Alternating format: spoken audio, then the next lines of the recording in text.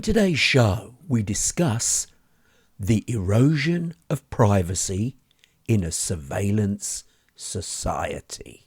And now, the TNT Talk Show, daring to go where other podcasts fear to tread.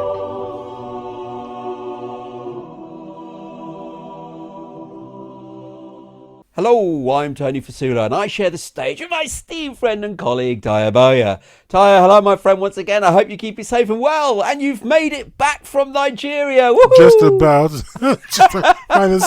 by the skin of my teeth, man. Whoa, what a trip. Happy New Year, Tony.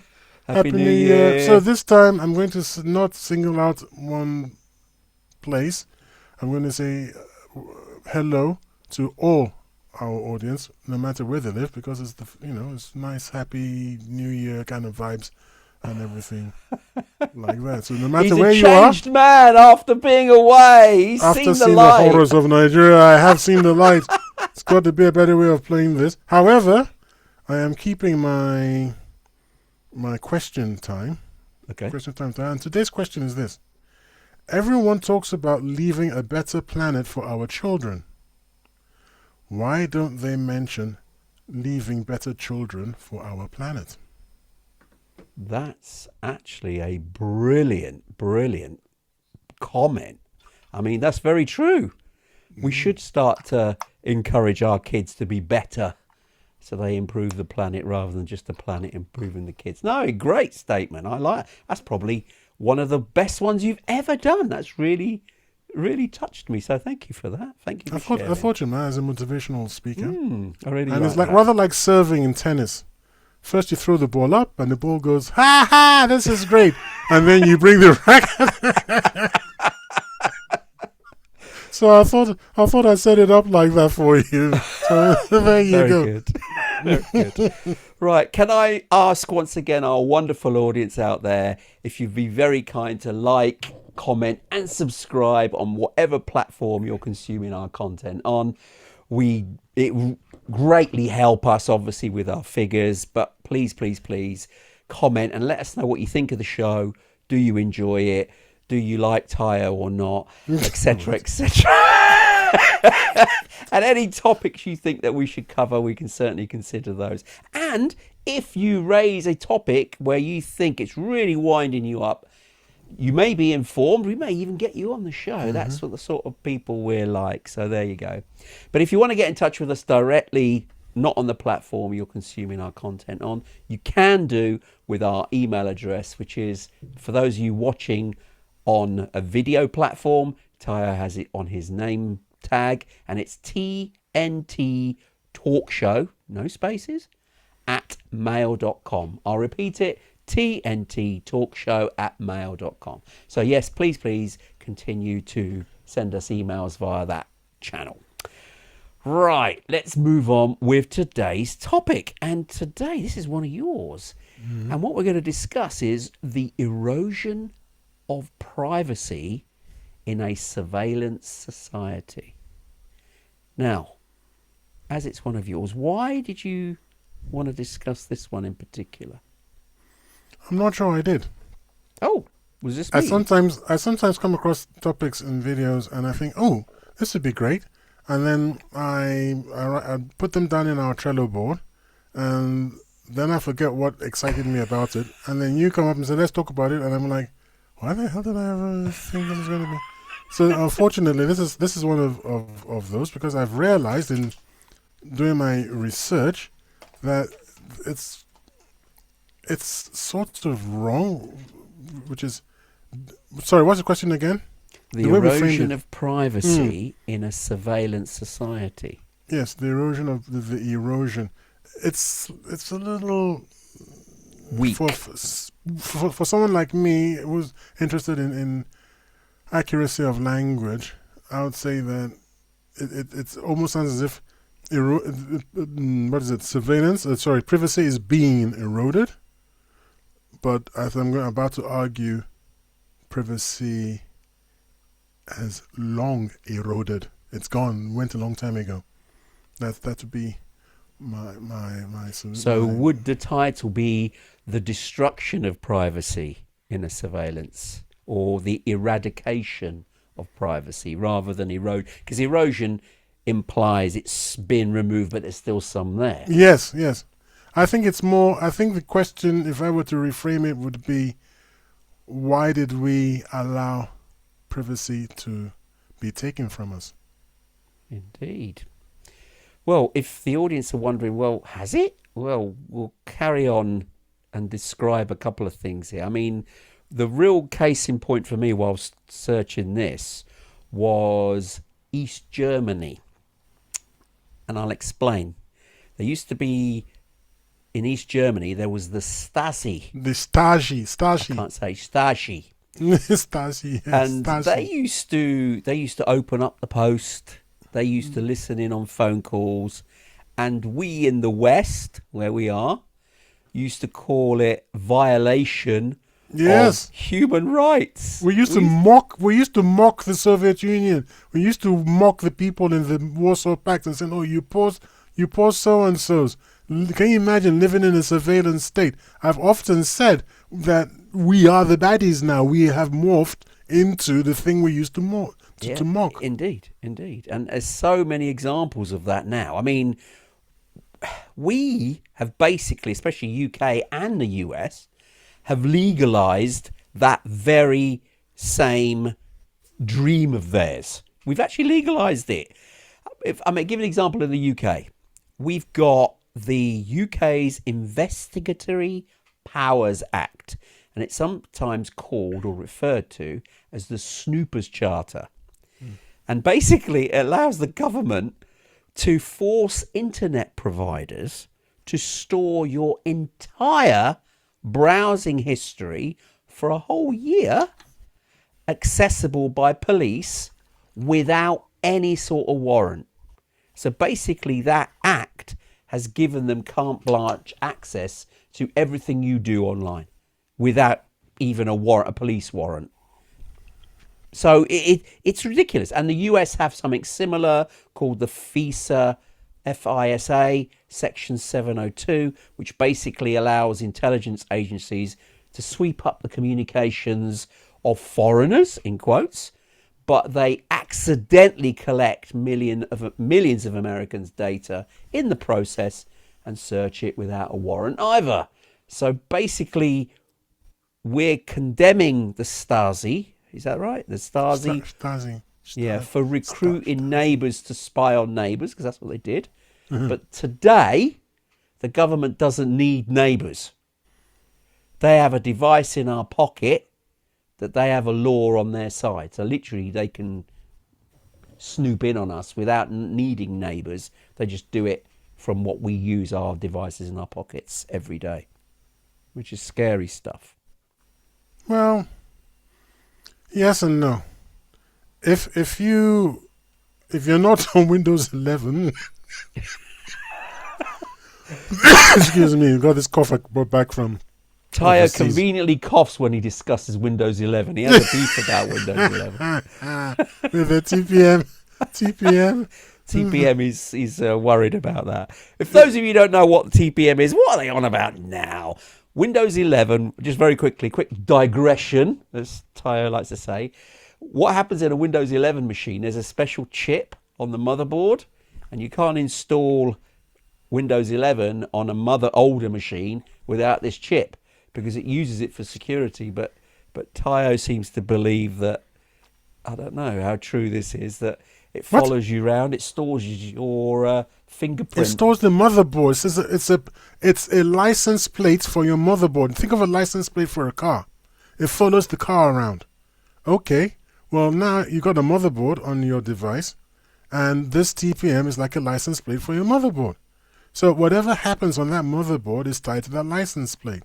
Now, it doesn't matter whether you have a VPN, whether you change browsers, whether you cycle through IP addresses. None of that matters.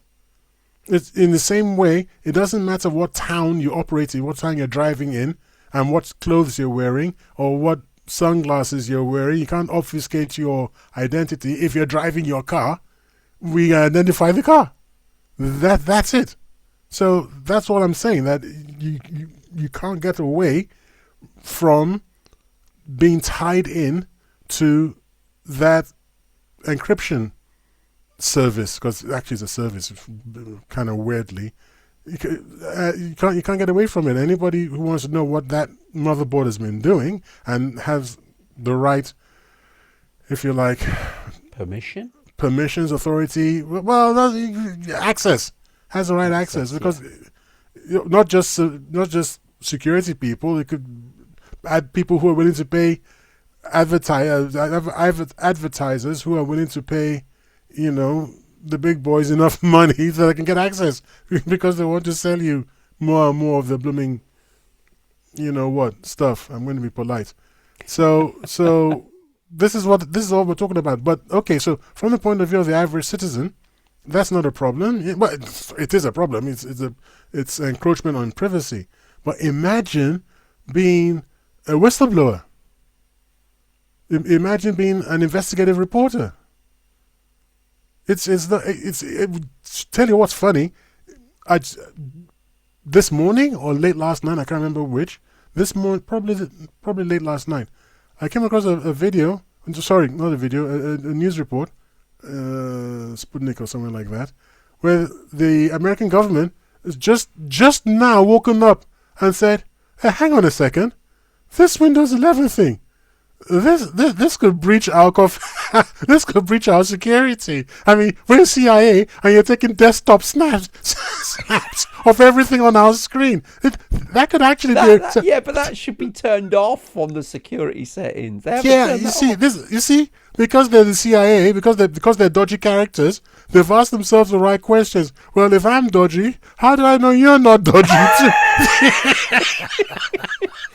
Very true. Very true. It says, Microsoft has a big button that says, click this to switch off the surveillance. And then click this. Okay, the surveillance is gone now, but just before we go, would you like to move that character to... How do you know about the character? Oh, yeah. Sorry about that. Yeah, so they just figured it out. So all this time, nobody thought to ask themselves, who guards the guardians? Well, they probably assumed that Microsoft, being an American company, wouldn't be doing that sort of thing, perhaps. But you can turn that off. That feature of Windows 11, just for as we're touching on it, there's a security element.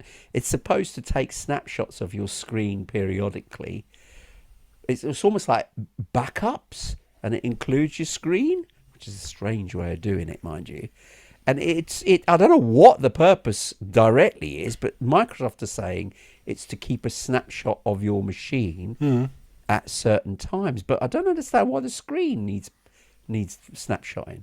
I can tell you, it was sold as protecting you from accidentally downloading problematic material. So if you want a dodgy website and you clicked on something that you thought was perfectly okay, and it turned out to be unacceptable pictures of people who are too young or something, ransomware or something. No, people who are too young. Dodgy. Oh, I see. Yeah, you see, dodgy in that sense. Then then they've got proof that no, he wasn't looking for that, and so it's always sold to you as a protective measure. Oh, we're protecting you from yourself. Same reason why they download all your pictures, so that they can save it for you. But that's without your permission, by the way. So all your pictures now get downloaded, whether you like it or not. Well, uploaded, sorry, not downloaded. Upload. No, I mean you do have to allow that. There is a bit that does ask you the question that you just select in order for that to happen, and they do protect it because they back them up in the cloud. But if you're taking dodgy pictures on your machine, and your machine is a standard Windows machine, you're just in trouble, man. That's just ridiculous. I mean, if some stupid people would do that, then they really are. They definitely need to be locked up if you're taking pictures and dodgy pictures on your PC for them to be uploaded to Microsoft's cloud. That's just horrible. I mean, you deserve to be caught. By the way, there are entire platforms which I no longer bother with, because I obviously am now more or less a Linux man, and it doesn't worry me any longer. But there are entire platforms that discuss how to switch off, trying to switch off the OneDrive upload. And you said you can just turn it off. No, you can't actually. Try it. Try with your Windows 11. Try switching it off and then watch your hard drive and your network traffic. Go on. Should we wait? Just take 10 minutes and come back. Turn it off. I rely on it too much. I wouldn't try it. All right. So if you do try to, it'll still be uploading. It doesn't stop. Interesting. Because I've managed to stop it. But anyway, that's a separate topic. Let's get back to what we're doing here about privacy. I was going to say. Well, it is significant what we just spoke about because it is regarding privacy anyway on your local computer. So, yeah. I want to talk about another issue about weaponizing finance, debanking, it can commonly caused. And again, the West used to sanction rogue regimes for cutting off their citizens' access to food and money to crush dissent. And we called it economic warfare. But now, Western governments and corporate banks are using financial tools to silence political opposition. No, I don't think that's fair. I don't think it's the banks. I think the banks are just following. They're following the the governments are telling them, but the corporate banks are being told to do this, and they do it. No, they can't. What can they do? No, indeed. They could lose their license, which they can't afford to do, so they'll do what the bidding of the government. I mean, you saw that. Do you remember the Canadian truckers' protest? Yeah, that was terrible. A few years ago, yeah. The government in Canada invoked emergency powers to freeze bank accounts of protesters and ordinary people in Canada who donated $50 Canadian to them. No trial, no judge, just frozen assets. So the people get a bit concerned, and we've spoke about it on previous shows about digital currency and what it could do. Now, I'm not thinking that that's as big a problem as people are highlighting, but because the banks can do it now. We've seen this as an example with the truckers, and they can do it now. They can freeze bank accounts, stop them. There seems to be a fear that if you have digital currencies, the pound is not a physical cash. It's no longer, it can be manipulated by the governments. But they can do that anyway. They can do that now without digital currency. So it's a bit of a scaremongering. I'm not saying it's ideal, because we have touched on it on a previous show. But they can do it now if they wish. We saw examples of that when the Russian and Ukraine conflict started, where we had people living in the UK, wealthy people from Russia, all had their assets frozen because the banks had to comply and froze all their assets. They couldn't do anything. So they could do it now. There was no digital currency then. So for it to just happen under a, in quotes, digital currency, that's when it will be, our privacy will be gone completely. I think it's already gone without the digital currency because they can do it now.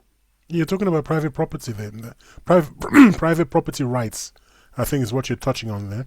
That you have a right to your property, and if you've earned money and it's your money and you've paid your taxes on the money, then it's clearly yours, and you should have access to it. And if you don't have access to it, then something's wrong. Now, you said digital currency and what the government can switch you off right now. Well, no, because we've still got cash. So if you've got cash in your pocket, the government can't stop you from spending it. What they can do is cash is not any value unless you promise. If you read it, it says, I promise to bear, this has got value because it's a perceived value. It's not really value, it's just a piece of paper. Yeah, so fiat currency. Yeah, I mean, that's a different argument, isn't it? Yeah, well, I mean, if you got £10 in your pocket, you got £10 in your. If the government wants you to stop, if the government wants to stop you from spending £10 on a credit card, it can. If it wants to stop you from spending £10 in your pocket, it can't. That's all I'm trying to say. Yes, which is true. Yeah. But so digital currencies is exactly like the credit card. It's easy for the government to stop you from spending it. Well, they're doing that now when people are not even accepting it. And that's, Accepting what? And that's businesses. I mean, you may have found it just travelling recently to Nigeria. Were you able to pay with fiat currency on a plane, for instance? If you wanted to buy yeah, anything? I had to because I don't have. Nigeria is more 1984 than Britain in certain ways, which astonished me. I can't go to Nigeria even as a Nigerian and just purchase. Well, I couldn't. I can now. I couldn't say 2 years ago, whatever it was, last time I was there. I couldn't have just gone out and purchased a phone and a SIM because I didn't have what they call NIN, sort of like some kind of ID number. Okay. So without that ID number, you can't purchase these things.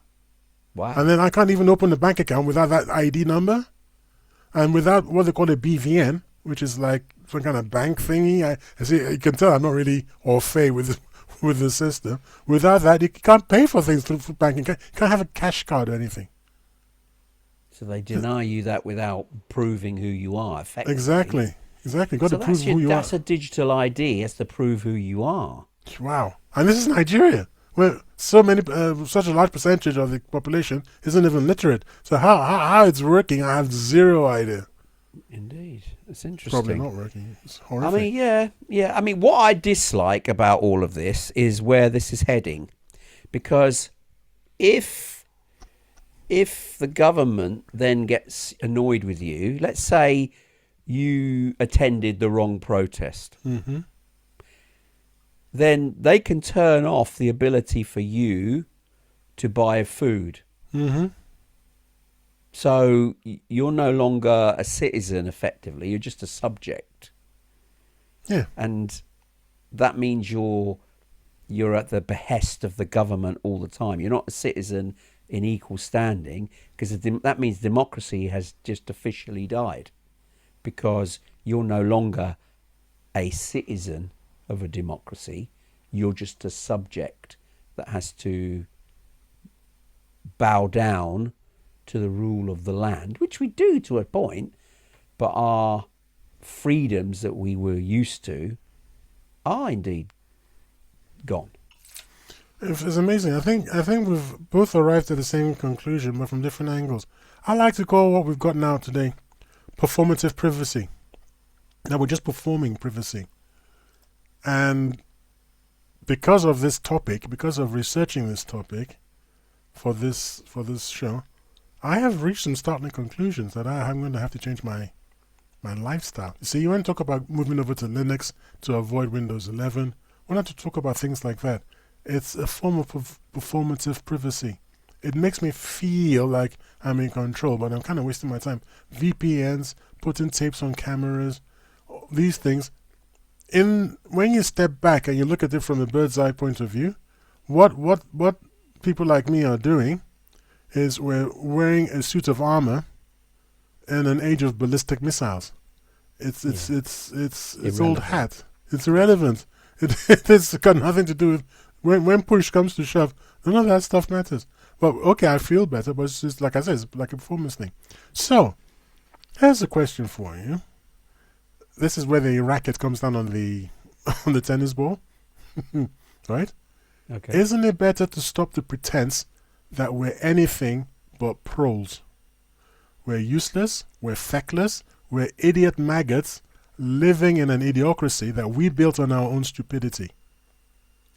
And when you answer that question, which is, isn't it better to stop the pretense? So you'd be like me. I'm just this evening beginning to ask myself, okay, what would my life look like, since I'm a facts and evidence man and I try to be honest, what would my life look like if I start living by that standard of reality? And just accept that, yeah, this is the situation. I am a pro. I'm not in the power class. And we're basically we're being moved back into serfdom, which was a conspiracy theory that we were talking. I don't know if we ever we said we're going to talk really about did it. Discuss it. No. I think that the superclass is actually creating a world of serfs, and we are the serfs. And one day, if we're not careful, our grandchildren will be slaves. we're, how can I describe it? I think we're already, in a way, comfortable slaves. I think that's been a while in coming, but I think that's what it is. We're getting just enough food. We're getting work. We're having the occasional holiday. We're getting a few of the basics. When it looks like freedom, we protest. We think we're protesting. We vote. We think we're voting. So it appears like freedom, but in reality, that freedom, which was a big wide space in the past of what we could do, has shrunk.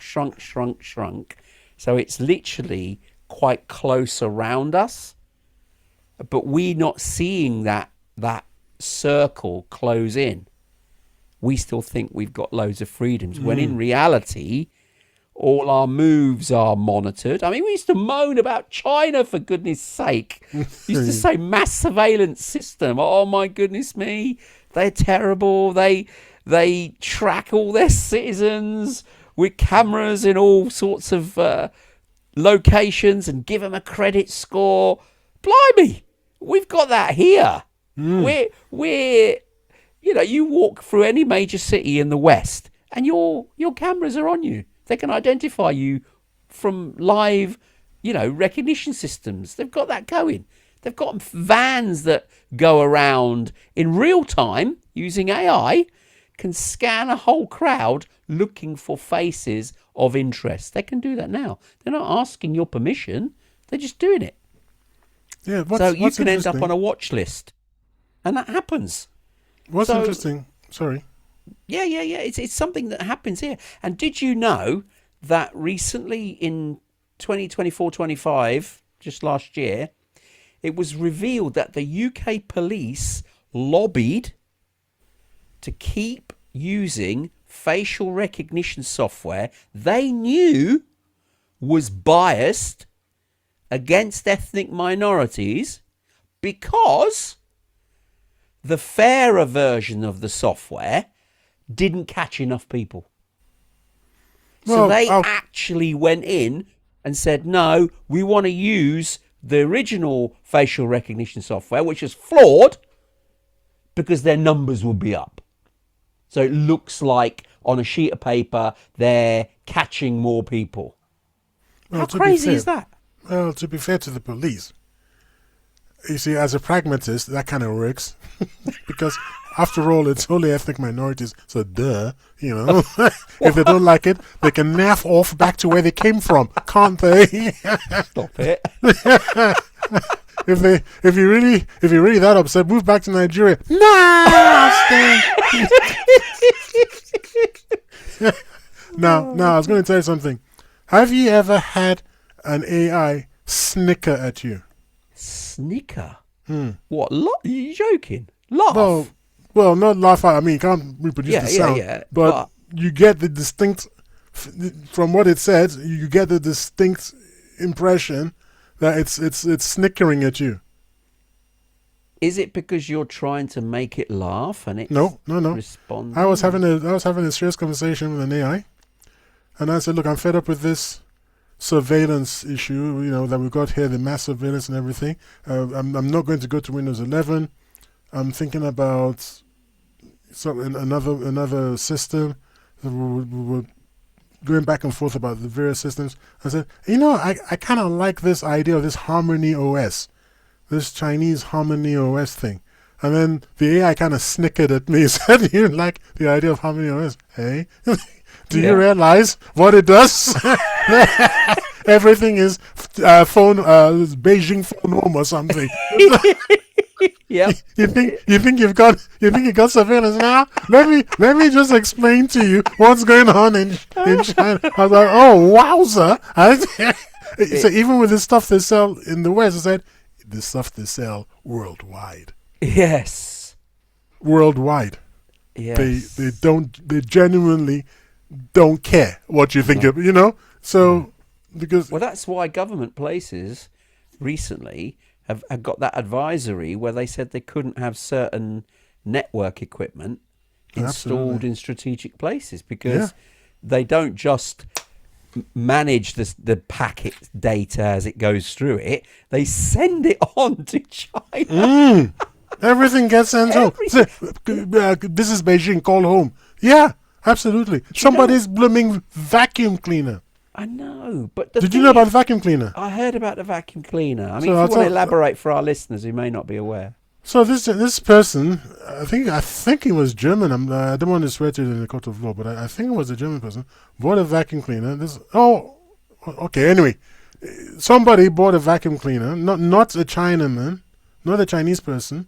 Bought a vacuum cleaner because it was, the top range. Lauded as a good machine. Remote and automatic and everything. It would map your house and map everything, and it would do a fantastic job of vacuum cleaning the carpets and this and that. And because this guy was in tech, he was just interested in the mechanics of how does it know where it is. And then he noticed on his Wi-Fi that there was a lot of traffic that he couldn't sort of explain, and it was outbound traffic. It was outbound traffic to China, basically. I don't think if he knew that. But when he got in touch with the company, it said something like, yeah. It's just telling us what your house looks like. It's just like, sorry, what? Wait, what? So yeah, because when this is how we build our services to be better. So, hey, but you never asked me if you could do that. They were like, yeah, but everything watches you. So why? What's the problem? Just give up, man. That's basically the attitude, isn't it? Just give up. Your fridge report. And then the guy did a bit of research, and then he found out that his washing machine was talking to this blooming vacuum cleaner thingy, and they were having. I was like, so what actually is going on? It's like, what. So basically, joke or no joke, I think there are videos on it. So I invite our audience to look into, try searching for these terms. So it's washing machine and vacuum cleaner reporting back to China. And it's like why a dishwasher? It's just ridiculous. I think that. I mean, we're under the impression, maybe rightly or wrongly, I don't know, that we're being surveyed by all this stuff. What could be happening is that, I don't know, but is it all data that can be provided for AI to learn how things work? Because if you understand how AI works, it needs an awful lot of data in order to learn about the environment and to then respond accordingly. So all this data that's being sent back is not necessarily to find out about you and I, because we're just humans and we're immaterial. But what it could be used for is to train AI in order to train robots, because robots need a tremendous amount of data. Because AI, if you think about it, it's a two-dimensional screen that you talk to it and it produces information. Whereas a robot, which is the next big thing, they need a tremendous amount of data in 3D world. So collating data from all different sources will help bring that to fruition far sooner than we expect. So the robotic age, married with AI, will really accelerate, well, the human race if it's used wisely. But obviously it will probably be used in military circumstances before it gets given into the domestic There market. There is no point sending a missile right now to Tony Fasudo's house, because we already know that the washing machine doesn't come on until 10 p.m. So he's obviously out of the house now. You got to wait until a little bit after 10 p.m. and that's when the washing machine gets loaded. And so about 2 minutes past then would be. So you never know where these things are going to. You never know where they're going to end up. They start off being benign, and I'm sure. But for instance, the washing machine and the vacuum cleaner reporting back. And like you said with AI, if AI is looking for a pattern there, it's probably looking for something like energy consumption. how much energy is being used, and when is it being used? What are the peak times? What is this? Okay, on an individual basis, that's a nothing. You get that from a large section of the population. Oh, you can you predict understand. the future. Yeah. You understand what's going on in the UK as per its energy requirements and things. And first of all, you can prep for war better. So if you are going to go to war, you've got quite a lot of information there. Secondly, if you want to sell them stuff, power generating stuff and all that stuff, you can say, well, look, you're going to have a problem here, and it's based on this and this and that, and it's very powerful information. So it's not nothing, but I do get what you're saying, that it's not against you, the individual. No, you are a pawn in a much larger, indeed. Much larger chess game. Yeah, we're getting a bit hung up about, it's us, they're spying on us. Well, you're a nobody. You're data. a pro. Yeah. It's but just you don't data. matter. No. So here we go. So I spoke to you about, because it's very recent. This Sartori, this inspiration, or whatever you want to call it. Did you just hit your head or something? I wasn't looking. My water bottle. Apologies. There was a big bang there. Me being silly, I whacked my microphone, so it resonated through. I do apologise. It sounded like. Do you remember the rank organization? Yes. The British film industry rank organization thing, when the guy comes along and bashes a gong, bong, huge gong. Yeah, that's what it sounded like. I will have to ask to edit that out, because that is quite disconcerting. So I do apologise to our listeners, but hopefully when you're listening to this, it's a bit of a laugh. Leave it in, and then we've explained. Quite a big gong sound, which is not very professional. It wasn't too bad in my ear, by the way. So anyway, I'm saying here, maybe the response that as individuals, if we stop the performative privacy thing, how about we just have total transparency? Because when you have total transparency and you stop worrying about whether they're surveilling you or not, what happens? The state may get to see maybe some questionable porn choices, and an unhealthy number of cake baking videos, but essentially, like the NKVD, the Tsar, remember the Tsar of Russia, his secret police. They'll have so much data that they'll be swamped by, even with supercomputers, you just be swamped by it, and it won't mean anything. You were talking about people downloading inappropriate pictures. Well, if you've got tens of millions of people downloading tens of trillions of pictures, even with AI, you're not going to pick up everybody, are you? No. So eventually, it's just too much. You're supposed to be selective about what you surveil, and if you're not selective, you'll just be swamped with nonsense, with noise. It's almost like you're recording everything on the internet as a mirror backup, and then you have access to it. Because if you're sending a message to somebody, the message is received at the other end, but you're saying that they're tracking the pops that it went to. Normally that would be irrelevant, but that's being stored. So it's all this extra information, which, as you say, is swamping them, because you're trying to find a needle in a haystack, because the haystack is huge, and it's irrelevant information, like how many hops does it take for me to send a message to you, Tayo?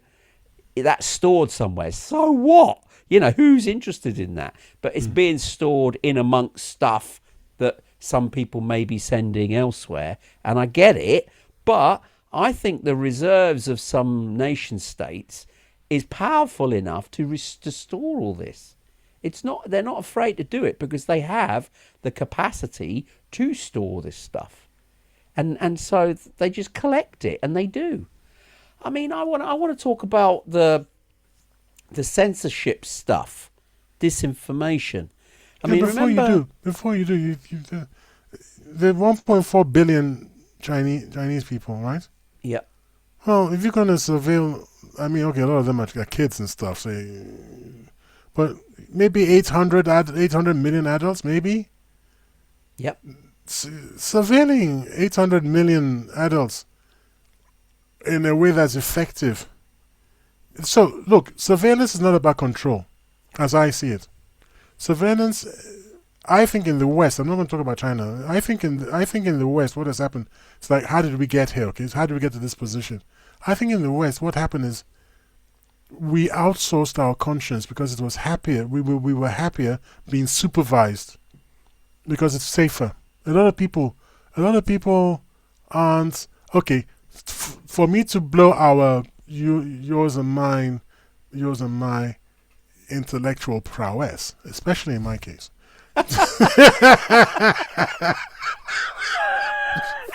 It makes me laugh.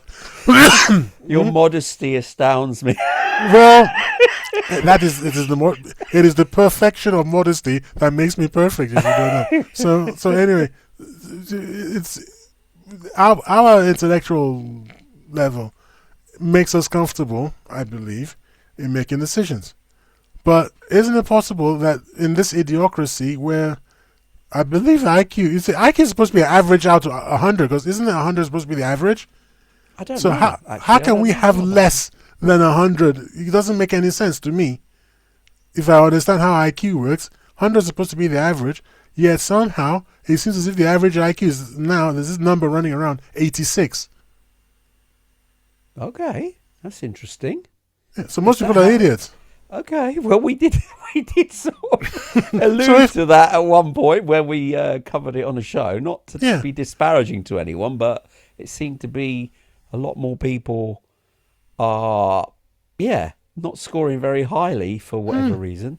Is it because we've become so, what's the word I'm looking for? So engrossed with online stuff that the basics of life have been lost to a lot of people. So the things that you and I grew up with, because we had no internet, we had no phones, mobile phones like this, you had to discover life, warts and all. So you encountered it, you dealt with it, you had to think on your feet and come up with solutions. But now, most people don't do that. They've been brought up without having to figure things out. It's spoon-fed almost, and without finding it out or discovering it, they just look it up online and there's your answer. So no, like you said, you've rightly said, you've outsourced your knowledge. So maybe the intelligence level of the whole population or wherever worldwide has dropped because of this reason. So the technology which allows pretty much the world's information at our fingertips has made us dumber because we don't have to retain it or find it out ourselves. And that's when the learning happens. I don't know, just an idea. Yeah, well, what is horrifying is to think that what is going on is actually part and parcel of this conspiracy that we keep alluding to and we really ought to talk about one day, where the population is being taught what to think, not how to think. And that's the fundamental problem. So my daughter's generation and down, for as far as I can tell, they are very, very confident in what they say, even though objectively it's nonsense. So because they were taught that that's the truth, and because they were taught that's the truth and they've taken it on board and they've internalized it, when you oppose them, you are not opposing an argument, you are opposing what they see as objective fact, which means that you are an idiot and you're to be dismissed. So you can't talk to them. If you try talking to, I don't know, you've got sons probably the same age as my daughter, so I don't know why she imbibed the Kool-Aid, but she did. And talking to her is very difficult because she doesn't engage. What happens is she measures what I say against her internal litmus test, and if it passes, it's fine. And if it doesn't pass, there's nothing to talk about. That's right. We're dumb. It's just like, well, hold on. It's like that's not an argument, and they use labels instead of arguments. Yeah. Oh, that's misandrist. Oh, that's misogynist. Oh, that's sexist. It's like, okay, these are labels, man. How is it but they can't make that Yeah, they leap. can't make that leap and make the distinction. No, I get that. But I think there's also an element there. It's a side issue. We can't talk to our kids because the relationship is too close. As they become adults, they have their own independence. And yes, they love you as parents. Sorry, it's a digression, mind you. But that link where you can influence them now is very, very difficult because they just see you as parents and you're too close. Whereas if somebody slightly removed from you was to have a similar conversation with them, they would actually be more receptive because they can be a bit more dismissive of parents because they've been brought up with them, you've been around them for years. The respect level, strangely, they love you as parents, but the respect level will have dropped slightly compared to others. Bastards. So it just happens. It does. Whereas because you'll be able to elicit greater respect talking to someone else's kids of a similar age compared to your own kids of the same age. So do you know how terrible what you just said is? Essentially, what you just said is, the more people know who you are, the less they respect you. That's not No! that's not very good at all. No, that's not true.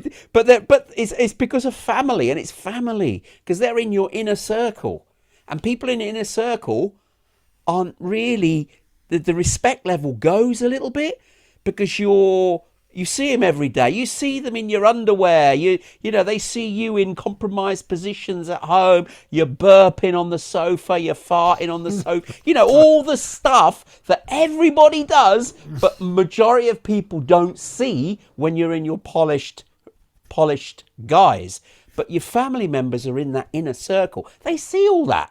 They see that we're all lame. They see that we're all idiots. They see us mess up, open up the fridge and can't find stuff. You know, they see all the warts and all. The rest of society doesn't. So there's that higher respect level there. Because I tell you something, we discussed it before.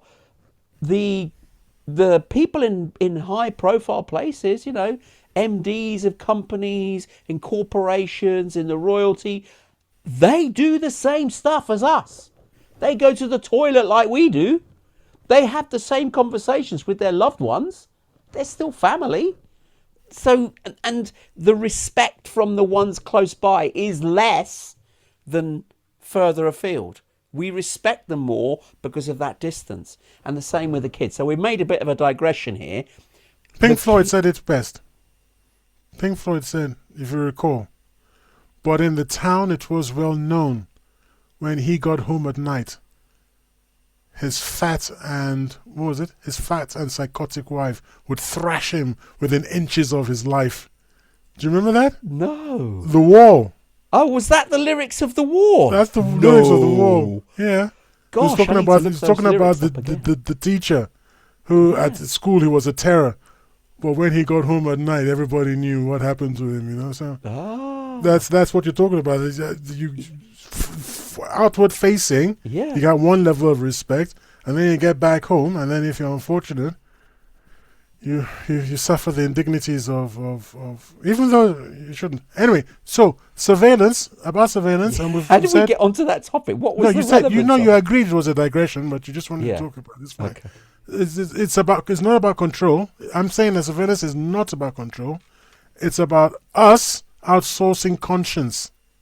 You know, outsourcing. So this 86, what is it, level 86 IQ that apparently is the new norm, which doesn't make any sense to me whatsoever. If someone can explain it, I'd love them to. So people want to be watched. Surveillance is equal to adult nappies for moral responsibility. It's clearly, tell me what's allowed so I don't have to think because thinking hurts my brain. Just tell me what you want. I'm not causing a fuss, and I'll do it. All I want to know is, what is today's it's okay to do? It's okay to think. Think about trans and the ridiculousness of the last few years. Yeah, but maybe the people in authority which should know better, but the people who are trans are choosing to be that. That's absolutely fine. because each person can live the life they wanted to choose. But where the authorities have got it wrong is that they then compelled everybody else to have to change based on a small minority.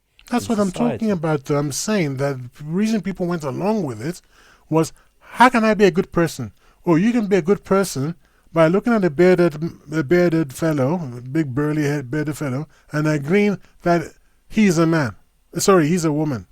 And people were like, yeah, okay, fine. I just need to know that. And they went gung-ho into it. And if you didn't come along with it, you were the problem. Do you see what I'm trying to say? Yeah. So that surveillance thing is just that I don't mind being surveilled as long as it doesn't push me outside the good group. Yeah. So it's only when it pushes me into the bad group that I start asking some kind of questions. But a lot of people will just be like, okay, I'll just modify my behavior. I don't want any trouble. Yeah. That's how we got here. That's what I'm trying to say. If you don't accept how we got here, we can't fix it. And in fact, I don't know how much time we have left. We've got about 10 minutes left, I think. Can we fix it? No. No? No. Well, that's a bit pessimistic coming from you. No, because there's too many invested organisations in continuing this, that unless the people rise up and get rid of them all, that means revolution, which isn't going to happen. It's inevitable. It's inevitable. Well, no, I don't think it is. I don't think it is. It happened in Russia, in Soviet Union. Yeah, but that was over 100 years ago. Yeah, well, it takes time. It doesn't have to be tomorrow, you know. No, it's going to happen. Think so. I think what's happened is what I said at the beginning of the show, or near to the beginning. We've got too fat. Yeah, that's ending though, isn't it? No, but that's because the governments and the people in power know that keep us fat, keep us fed, and we won't complain. They can't keep us fat and fed. But that's the what they're economy doing. is headed the wrong way. No, but they're doing it by different means. It's not in a way that is going to keep us from running in the streets.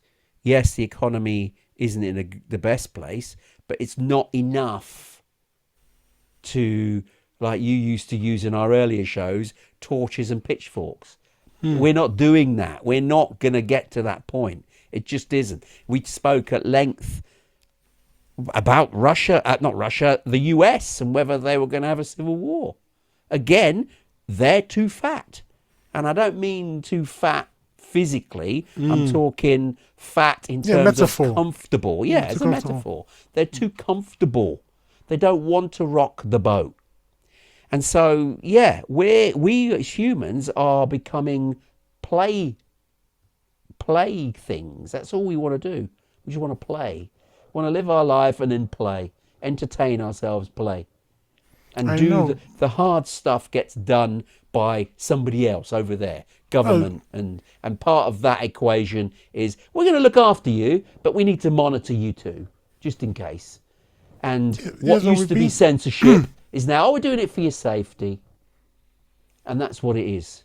We've been through all that before. We went through all that with the Romans. Remember bread and circuses. Yeah, but it works. Well, eventually it petered out because it just couldn't afford it, and it's going to happen in the West too. Okay, I don't want to segue into this because we're going to talk about it very shortly. But what's gone on recently between America and Venezuela? It's a last gasp. It's the last throw of the dice, because things, it's a dying empire casting around looking for a life raft. You ain't going to find one. It's not going to find one. It's all over. And the surveillance thing, well, I'm going to contradict myself now because I've just realized that actually the surveillance thing could be simply a sign, just a manifestation, a symptom of a dying society. Almost like the Tsarist society in Russia before that fell. So it's very natural that a society starts watching itself because there's just suspicion of everyone and everything, and it's musical chairs. who's going to be the one left without a chair when the music ends? So everyone's watching everyone. And there's some truth in that. Yeah. just because it feels like, we do feel like something has shifted in our society. We used to have intelligent people leading us, people who had not good characters, but people who knew Integrity. No, I'm not talking about integrity. They understood Be one of the main ones. Well, they didn't have it. I'm thinking about someone like Winston Churchill. He was a great war leader, but he had a lot of issues. I mean, starving 3 million people to death and things like this, and racist and all this sort of thing. Yeah. But he knew what he was doing. He would never, under any circumstances, have joined in against this mass hysteria against Russia in this present circumstance I'm talking about, because he would have been thinking it's not good for England, it's not good for Britain. And he would have been, well, what's good for Britain? And he wouldn't have been interested in what the Americans thought about it or the French or anyone. He'd just been, what's good for Britain? And what makes sense? How are we punishing... We had an empire then, and that's why. No, he had you're missing the influence point. in many places around the world. That's gone. That's gone. The point. That's nothing to do with what I'm saying. I'm saying that the people who were leading at the time could see the ramifications of their choices, of the choices that they made. But seemingly, our politicians in this day and age are surprised when the obvious happens. They're shocked, such as cutting ourselves off from cheap Russian energy and then being surprised that our economies are tanking. Why are you surprised? I don't think they were surprised. They knew that was likely to be that makes an it outcome. even worse. Well, they knew, but they did it on principle. That's why. Principle? You're wrecking your own economy on principle. Well, yeah. What principle is that? Principle is because they couldn't encourage what they believed was atrocities happening in Ukraine, and then accepting to take bits and bits they needed from a bully. That's how they viewed it. So what are they going to do Whether now it was about true Trump? or not. What are they going to do about Trump now? Well, now that's interesting. I mean, we'll keep that for our next show because I'm mindful of the time here. You see, what I didn't like as well was about what's it called, the digital ID, right? Because did you know? Do you remember the term? Let me see your peppers.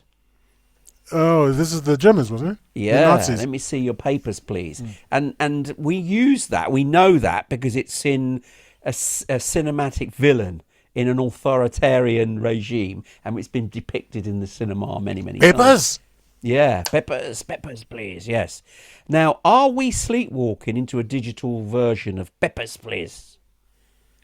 No, we're not sleepwalking into it. We've walked into it. Well, we're in. What's it, the past tense of sleepwalk?